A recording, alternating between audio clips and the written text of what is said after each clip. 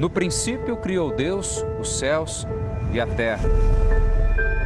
A terra, porém, estava sem forma e vazia. Havia trevas sobre a face do abismo e o Espírito de Deus pairava por sobre as águas. Disse Deus: haja luz, e houve luz.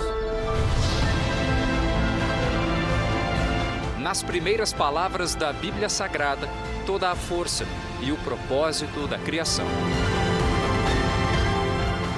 Em Gênesis está o começo de tudo, absolutamente tudo.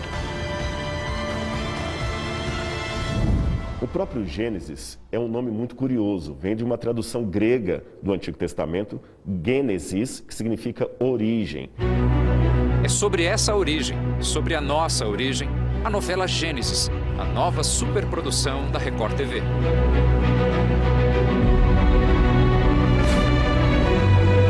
É o maior elenco da história da teledramaturgia brasileira, 250 atores.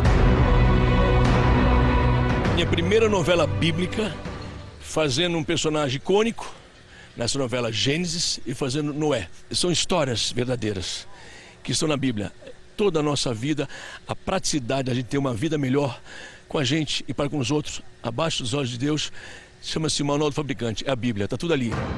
Gênesis está dividida em 7 fases: Éden, Dilúvio, Torre de Babel, Ur dos Caldeus, Abraão, Jacó e José.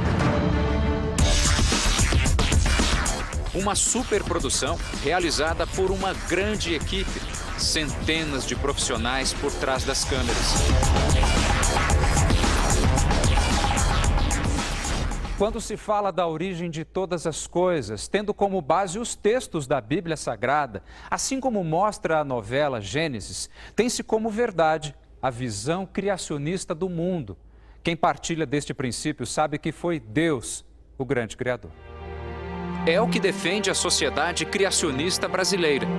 Fundada há quase 50 anos, a SCB chama constantemente a atenção para o fato de que a criação ocorreu sob um planejamento de Deus, e não como uma mera obra do acaso, como supõe o evolucionismo.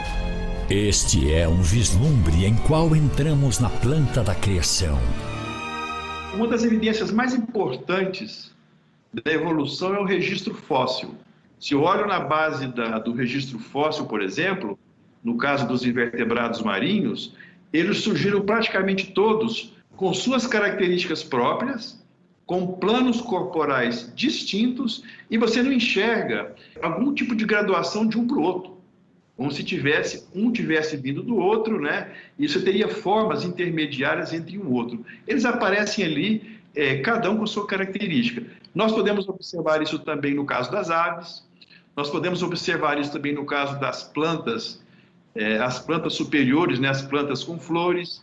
Nós podemos observar isso nos mamíferos. Isso não sou eu que estou falando, não. Os próprios paleontólogos reconhecem essas lacunas no registro fóssil, onde falta o gradualismo. A ciência também comprova elementos do criacionismo. O físico brasileiro, radicado nos Estados Unidos, Adalto Lourenço, faz parte de um grupo de pesquisadores de todo o mundo que reconhecem a verdade bíblica como sendo a narrativa definitiva para a criação. Na obra de Deus, exposta na Bíblia, o professor enxerga uma imensa aula de ciência. Gênesis capítulo 1, verso 2 diz o seguinte: que o Espírito de Deus pairava por sobre as águas. Isso significa que logo no início do universo haviam moléculas de água. Isso foi descoberto em 2012. Em corpos celestes, assim, distâncias de mais de 13 bilhões de anos-luz de distância daqui da gente, já haviam moléculas de água. Tecnicamente, não havia tempo suficiente para que essas moléculas se formassem.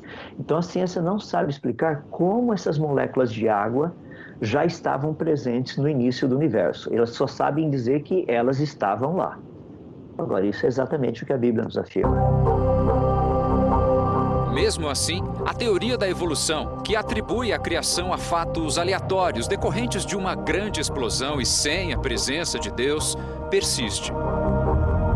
Antes de chegar ao ser humano, o evolucionismo propõe que a vida teria surgido na água. se desenvolvendo ao longo de milhões de anos e que somos uma espécie da linha dos primatas, assim como os macacos. Então, esse é o conceito de ancestralidade, que é um ponto forte da teoria da evolução. Quando nós vamos para o registro fóssil, nós não encontramos esse conceito de ancestralidade. O exemplo que eu dei foi, por exemplo, na base do registro fóssil, os invertebrados marinhos, não é?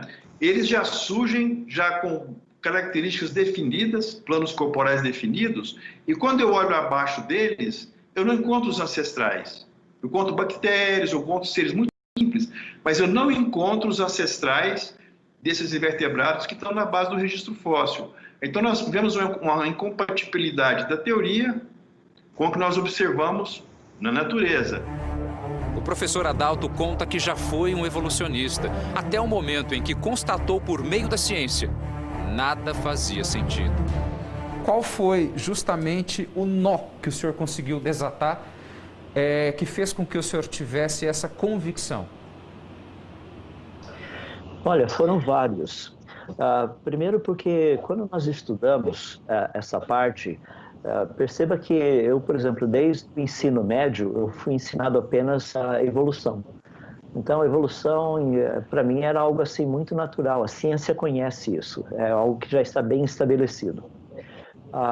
O meu castelinho de areia, nesse sentido, começou a ruir quando eu estive na Alemanha fazendo pesquisa no Max Planck Institute, e aquilo que eu achava que era realmente ciência sólida, na verdade não era.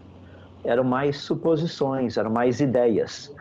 E foi ali onde eu comecei assim, um trabalho pesquisando. Eu já vinha de um trabalho pesquisando nisso, mas foi mais ou menos ali, em 92, por ali, onde eu cheguei a essa conclusão que a coisa não funciona. Os especialistas sugerem uma reflexão. A vida não surge de maneira espontânea.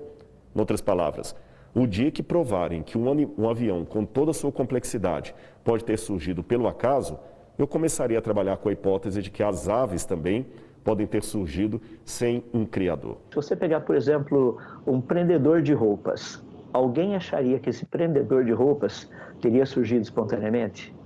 A resposta é não, não faz sentido. Se você for numa praia, ver um castelo de areia, você acharia que o vento, a chuva, a maré teria produzido aquele castelo de areia? A resposta é não. Por quê? Porque nós sabemos que coisas complexas não surgem espontaneamente. E então, de onde viemos? Por que fomos criados? A superprodução bíblica Gênesis vai nos ajudar a entender aquilo que sempre quisemos saber. Cada detalhe foi milimetricamente arranjado a partir dos dados da época. E deixe-me dizer, de princípio, que não é objetivo daqueles que produziram a novela, que a escreveram, que esta seja uma substituta da leitura da Bíblia. Isso é importante ser pontuado. A novela não está aí para substituir a leitura da Bíblia, pelo contrário, para incentivar as pessoas, a uma vez assistindo a novela, conhecerem o livro original, no qual houve a inspiração para a novela.